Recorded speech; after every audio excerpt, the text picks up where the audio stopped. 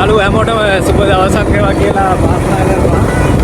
ඉතින් කිව්වා වගේම අපි දෙවැනි පොඩි වීඩියෝ එකක් කරන්න අයිඩියා තියාගෙන හිටියා. ඉතින් ටයිම් එකක් හම්බුණා. ඉතින් අපි යනවා පොඩි ප්ලේස් එකකට. මේක නම් මේ මහා ලොකු ප්ලේස් නෙවෙයි. ඉතින් මේ තියෙන තවත් පොඩි ප්ලේස් එකකට අපි යනවා. ඉතින් අපි මෙතන තියෙන ඉතුරු මොකක්ද කියන්නේ මේ වීඩියෝ එක සම්බන්ධව. එළනේ අපි පොඩිවට පටන් ගන්න තියෙන්නේ කන්ට්‍රි මගේ යාළුවා මේ ලොකේෂන් එක පොඩි ලොකේෂන් එකක් යාළුවනේ කියනවා නම් මේ කප්පරතොට දීවරවරාය මාරම ලස්සනයි. ඒ කියන්නේ මේ වට්ටම ලස්සනට පේනවා මේ තැන. දෙම එන්නත් හේතුව මෙන්න මේක.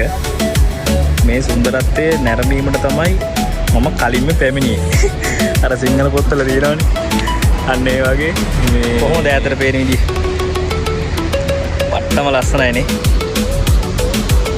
මිනිස්සෙක්ගේ තියෙන සියලුම ප්‍රශ්න වලට එකම විසඳුම මොකද කියලා කියනවා. ප්‍රශ්න නැති මිනිස්සු නැන්නේ මේ ලෝකේ. ප්‍රශ්න තියෙන හැමෝටම ඒ වුණාට මේ